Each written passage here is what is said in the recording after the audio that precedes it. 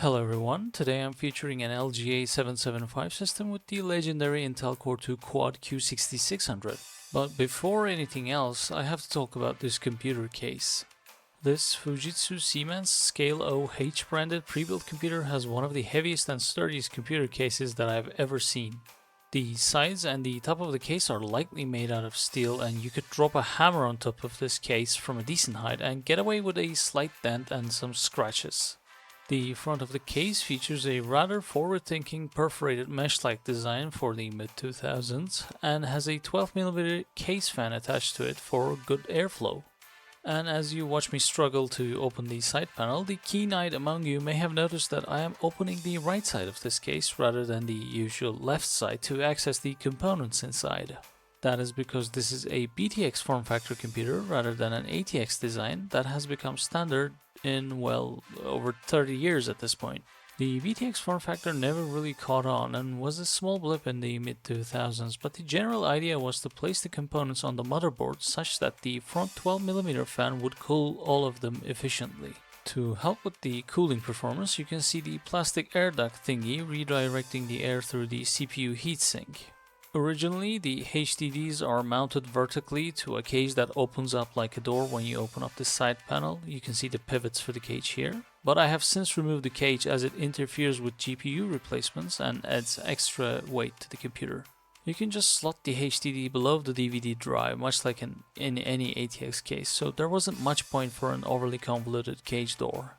As it stands, this PC is rocking the Intel Q6600 processor with 4GB of 800MHz DDR2 RAM, and for the graphics card I have paired it up with a Kepler-based GT730. As a bonus, I have a 2005 vintage Creative Sound Blaster X-Fi occupying the PCI slot. I mainly use this machine for Windows XP retro gaming, and it performs very similar to an era-appropriate Q6600 plus 8800 GT combination that was really popular circa 2007 and 2008. The only downside is most likely the PCIe Gen 1.1 slot, which paired with the small bandwidth of the GT730 might be performing slightly worse compared to a higher bandwidth 8800 GT. For the purposes of this video, I want to test the Q6600 with more modern Windows 10 21H2 IoT LTSC version, and I'm going to be taking out the Sound Blaster and the GT730. Replacing the GT730 is the slightly more powerful RX 550 that has much better support for DirectX 12 and Vulkan renders and hopefully will give us better game compatibility. However, due to the unusual design of the case and the motherboard, it is physically impossible to insert a 2-slot card to the PCIe slot. In order to remedy the problem, I will be simply removing the backplate of the RX 550 and insert the card into the slot and just use an HDMI cable to prop the card up. I am also adding 2 more sticks of 2GB DDR2 RAM, bringing us to a total of 8GB. And I will also be replacing the mechanical hard drive with a generic SATA SSD. The Windows 10 installation was pretty straightforward. I went through the regular process, let Windows Update find all of the motherboard chipset and sound card drivers, installed the latest version of Radeon Adrenalin drivers for the RX 550, and disabled the Spectre and Meltdown patches. In order to capture video footage, I also used the X265 hardware encoding on the RX 550 via OBS, which results in a minor performance loss. Starting off, the benchmarks are the various 3D Mark tests. The Firestrike benchmark gave us an overall score of 3,595, graphics score of 4,328, and a physics score of 3,637. Time Spy gave us an overall score of 1,233, graphics score of 1,257, and a CPU score of 1,113. Steel Nomad Lite gave us a score of 1,192, while the regular Steel Nomad crashed and gave us a score of 31. The first game benchmark on our list is the legendary Crysis from 2007, and people were running around and building PCs with similar specs in order to be able to play this game back in the day. The RX 550, which is roughly on par with a GTX 470, is perhaps slightly more powerful than what was available in 2007, but our Q6600 CPU will most likely going to be the limiting factor in this game regardless. At 720p with all settings on very high and 2x MSAA, playing through the initial opening cutscene all the way through the first combat encounter at sunrise, the average frame rate is 46 with 1% lows of 5. Despite its age, the game still looks remarkably good and is fully playable on this system. Perhaps dialing down some settings back to high would result in less stutter and smoother frame times. Batman Arkham Asylum at 720p using the highest settings with 4x MSAA averages 55 FPS with 1% lows of 15 playing through the opening section and the initial combat encounter. It should be noted that we don't get the fancy Nvidia physics effects on our AMD GPU. The game seems most likely bottlenecked by the Q6600 with visible area loading stuttering, but at the time of the release of this game, the best commercially available options for quad cores were either the Q6600 or the newly released Intel Core i7 series. Metro 2033 at 720p with the highest preset using 4x MSAA averages at a very respectable 38 FPS with 1% lows of 21. Again, we don't get the physics effects with AMD, but this game has very small use for the physics effects anyway, so we aren't losing much here. The game seems most likely to be GPU bottlenecked, and the Q6600 has a bit more to give. Using the medium or high presets without MSAA would most likely get us closer to the smooth 60 FPS mark with this system. Crysis 2 at 720p using the DX11 render and the very high preset averages 99 FPS with 1% lows of somewhere between 30 and 43. There was a loading screen in between the level transition that messed up the 1% lows counter. Nevertheless, the sequel is running much better compared to the original game, and we are more GPU bound rather than CPU bound, as the sequel has better support for multi-core CPUs. Although the sequel is a technically impressive game that runs better, I still prefer the semi-open-ended island setting of the original compared to the more linear New York setting of the sequel. Plus, the main antagonist faction is a boring PMC compared to an actual nation with real military power in the original. The 2011 version of Skyrim running at 720p high preset with 4x MSAA plus FXAA manages to get an average FPS of 53 with 1% lows of 7, mainly due to loading stutters when wandering the open world. We can see that the GPU is not being fully utilized, meaning the CPU itself is being the bottleneck for the game. Regardless, the Q6600 was still one of the best CPUs that you could have had at hand to play the original release of Skyrim, and this is still true even today. The visually stunning Bioshock Infinite running at 720p with the high preset manages to average out 85 FPS with 1% lows of 5, indicating some stuttering here and there. The GPU is mostly below 90% usage, indicating that we are hitting a CPU bottleneck. Well, I say bottleneck, but we are getting at times hundreds of frames per second. Needlessly to say, the Q6600 and the RX 550 combination is more than enough to play this game buttery smooth with occasional stutters. Alien Isolation defaulted to mostly ultra settings at 720p, and with this game's well-deserved reputation of being well optimized, I decided to run with them. Playing one of the later missions with lots of particle effects going on, the game averaged 58 FPS with 1% lows of 13. Other levels with less special effects will most likely manage to reach or go above the 60 FPS mark. This is really a tense atmospheric horror game that really runs on any hardware. Definitely recommended to anyone who likes stealth and horror genres. Just be warned that the game is a tad bit difficult and can take some time to get used to the mechanics. The excellent spin-off of the Metal Gear franchise, Metal Gear Rising Revengeance, at 720p high settings with 4x MSAA averages 40 FPS with 1% lows of 16. While this was mostly playable, I personally would have dropped the settings down to try to get at least 60 FPS, as the game demands fast-paced action and responses. This title is one of the coolest and most insane pieces of fiction ever made. I would highly recommend it to anyone who likes action genres. Divinity Original Sin Enhanced Edition default to the highest settings at 720p. The game averaged 56 FPS with 1% lows of 33, and since the game features a turn-based combat system, these performance numbers are more than enough to play through the entire experience. Plus, the turn times are quite reasonable with the Q6600. Dying Light at 720p, mostly medium settings and NVIDIA effects turned off, averaged a somewhat playable average of 37 with 1% lows of 20. While far from ideal, the game was stable enough to play through. Plus, I have no doubt that driving the car fast enough through the countryside puts some additional strain on the CPU as it struggles to stream in new assets. Fallout 4 at 720p defaulted to the medium preset, and running around outside Diamond City is one of the most demanding areas of the entire game. Gave us an average frame rate of 34 and 1% lows of 11. I can see that the Q6600 really struggles to run this game with a consistent frame rate, as the CPU usage is at 100%. Perhaps the low preset might somewhat help the system, but regardless, we have a technically playable Fallout 4 here, albeit it is a bit difficult to aim with the low frame rate and the stutters. 2015's Mad Max the video game defaulted to the high settings at 720p, and playing through the opening section I can see why.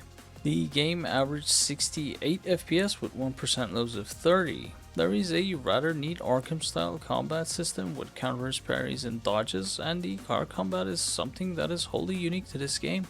I highly recommend this game. It is a nice mix of the Mad Max movies and has a nice open world with adequately paced player progression.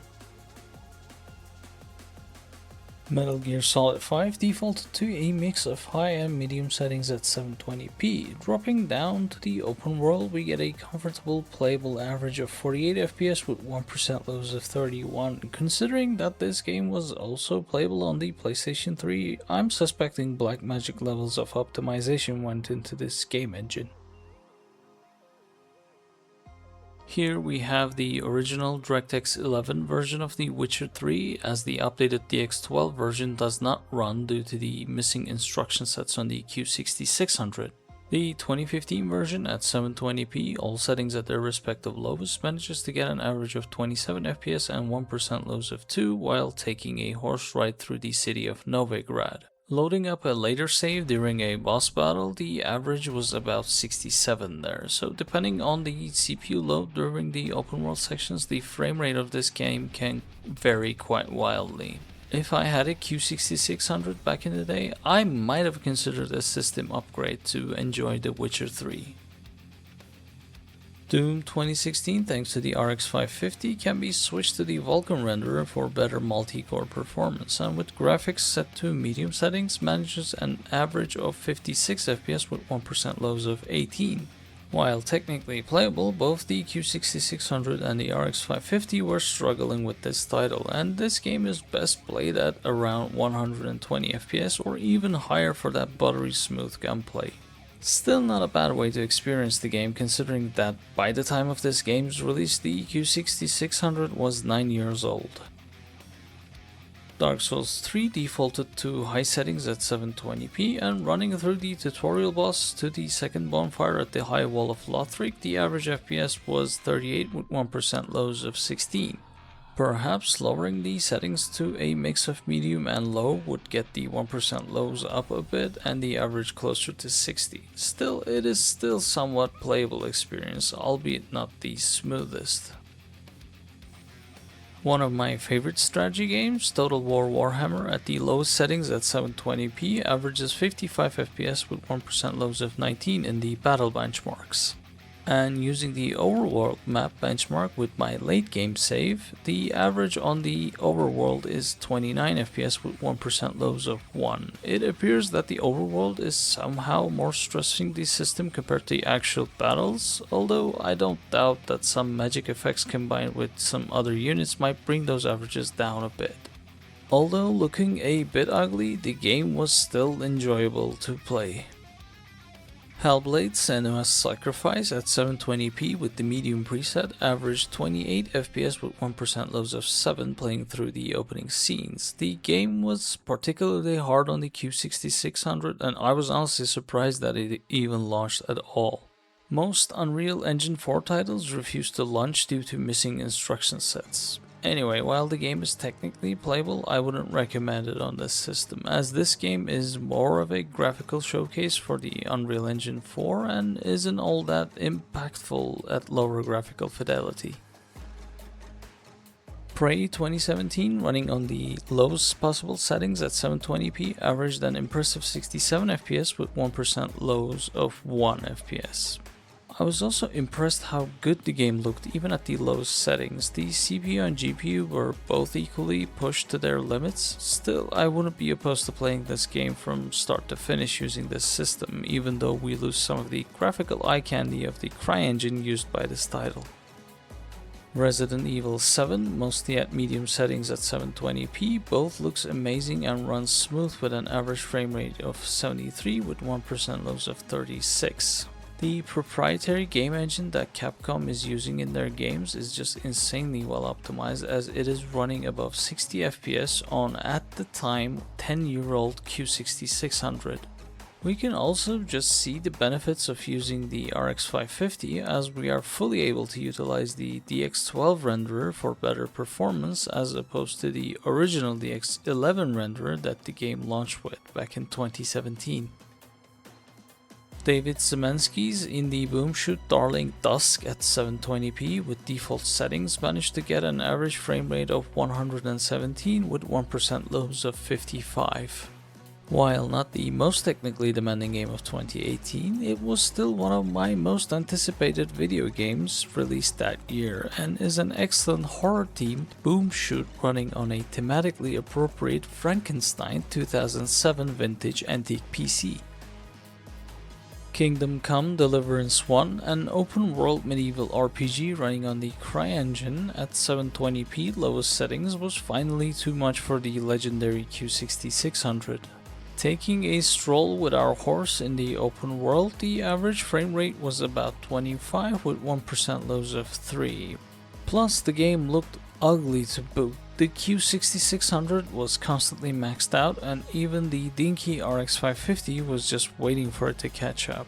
This would have been another game that pushed me for a system upgrade to complete a playthrough.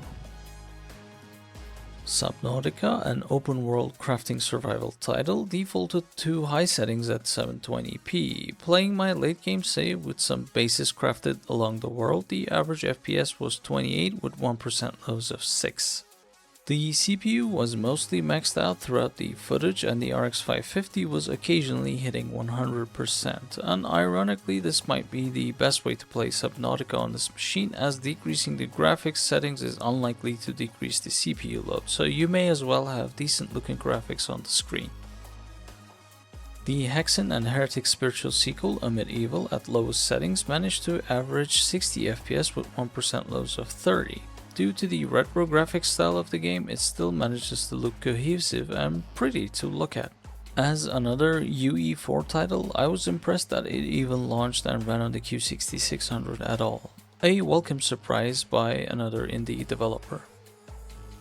Age of Empires 2 Definitive Edition, running at 720p with the all eye candy settings turned off, averaged 82 FPS with 1% lows of 56 while playing against 3 standard AI players in a skirmish match.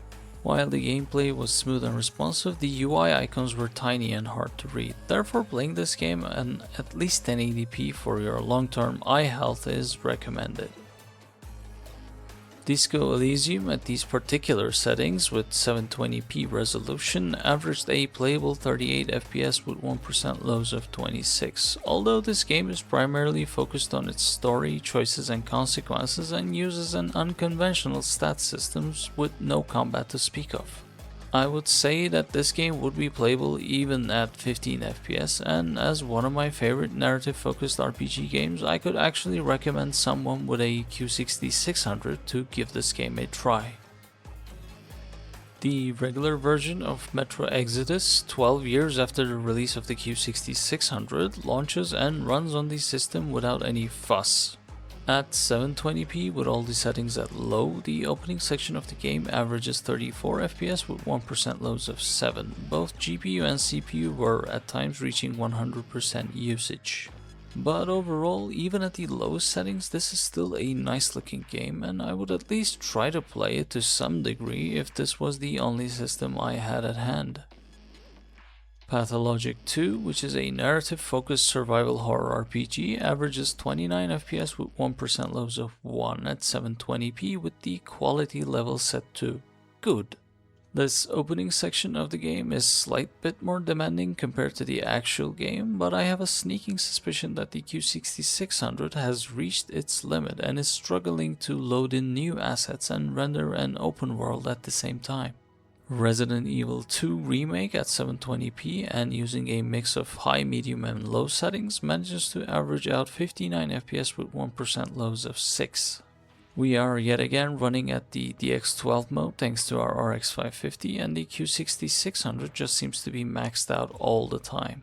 While the game looks pretty after you turn on TAA, that is, the venerable Q6600 is just struggling with DDR2, doing its best to keep up the 60 FPS and kind of falls short of the mark. Nevertheless, it is admirable to see this PS3 era top-of-the-line CPU still able to kick ass with a late PS4 era title. Doom Eternal fails to launch, presumably due to missing instruction sets. Northern Journey, an indie exploration-focused medieval action-adventure with amazing art direction, music and vistas, manages to average 95 FPS with 1% lows of 59 during the opening section. Don't let the lower fidelity of the game fool you. Northern Journey has some of the best video game vistas that I've ever seen. You get to journey through valleys with roaring rivers, cliffsides with nearly 50-meter falls, spooky forests with ominous lakes, gigantic ice tundras, and haunted ice glaciers. It is one of the most unique games that I've had the pleasure of playing. Quake Remaster here, running with most of the enhancements turned off at 720p on the newer campaign maps, which are more demanding compared to the vanilla campaign maps, manages to get an average FPS of 146 with 1% lows of 95. Again, we are seeing the benefit of using the RX 550 as this game requires Vulkan support to run properly. Resident Evil 8 Village is the last Resident Evil game that I was able to launch on the Q6600. Anything past this title refuses to launch due to missing instruction sets. With most of these settings on low with medium textures, the opening scene until the big combat encounter with the werewolf enemies, the game averages a respectable 44 FPS with 1% lows of 10. The optimization Blackmagic at work here, running on the, at the time, 14-year-old CPU is commendable, but the visual shortcomings and the dipping frame rate really indicates the need for an upgrade to enjoy this title properly. I logged on to my Valheim server that I played back when the game first released to early access, and at 720p using the low preset, the average FPS was 40 with 1% lows of 7. Since the game's art style is also retro, it doesn't really matter at what settings you play the game at. And 40 FPS average is more than playable for this open world crafting game, although I have a sneaking suspicion that if you build a complex enough base, the frame rate would really tank, so maybe stick to making more simpler bases. Mount & Blade Bannerlord at 720p low settings managed to average around 50 FPS with drops down to 20s, although I couldn't get MSI Afterburner working on this game for some reason. If all you had was a Q6600 and wanted to play this game, then you could probably get away with it, but perhaps going back to play Warband would be a better choice, as then you could use an increased unit size in battles. Quake Champions at 720p lowest possible settings was a stuttery mess with 32 FPS average and 1% lows of 4. I was genuinely shocked that I managed to get 10 frags against these players by the end of this match. This is definitely one modern game that requires an upgrade. Perhaps a first generation i5 or i7 would have been playable. But you could always play Quake Live, which is so much easier to run on an older system. Counter-Strike 2 would not even launch on the machine due to missing instruction sets. And the last AAA title from the 2020s that I was able to launch on this machine was Quake 2 Remaster, again thanks to the RX 550. Playing one of the newer expansion maps using the non-enhanced graphics at 720p, we get an average of 194 FPS with 1% lows of 119. I would highly recommend anyone who is interested in Quake 2 to play the remaster using the compass navigation option and using the nightmare difficulty setting. The navigation is a big issue with these games, and the added compass in the remaster is a lifesaver to play through these levels. Plus, the overall difficulty of Quake 2 has always been super easy. Perhaps it was designed to be played with the Penny 1 machines at 15 FPS, so that's where the base difficulty is from. I'm not really sure. Launching any AAA title in the 2020s with the Q6600 is just a matter of luck, as the updated versions of Unreal Engine, Unity Engine and Source Engines require instruction sets that the Q6600 simply does not have, so most of these games by default don't even run. However, you can still get away with playing some more recent indie games that don't use these engines, such as Deltarune, Enter the Gungeon, Silksong and Hades, to name a few. I think the Q6600 really reaches its peak in 2017 with Resident Evil 7, and by that point it is a 10-year-old antique platform that is running on ancient DDR2 and still getting above 60 FPS average. Anything past that point which runs on the CPU is more of a happy accident rather than something intentional. It is rather snappy and fast to use for day-to-day tasks on Windows 10, and you could probably get away with using it for minimal word processor and Excel stuff. But as it stands, the best configuration for this bizarre BTX form factor socket 775 Q6600 machine is the one I showed in the intro, paired with a GT730 and a Sound Blaster X-Fire running on 32-bit Windows XP for maximum retro gaming coverage ranging from the year 2000 more or less up to 2013. I hope you enjoyed watching this video. Please leave a like and comment if you did. Also, don't forget to subscribe for more videos in the future. Please take care of yourselves and goodbye.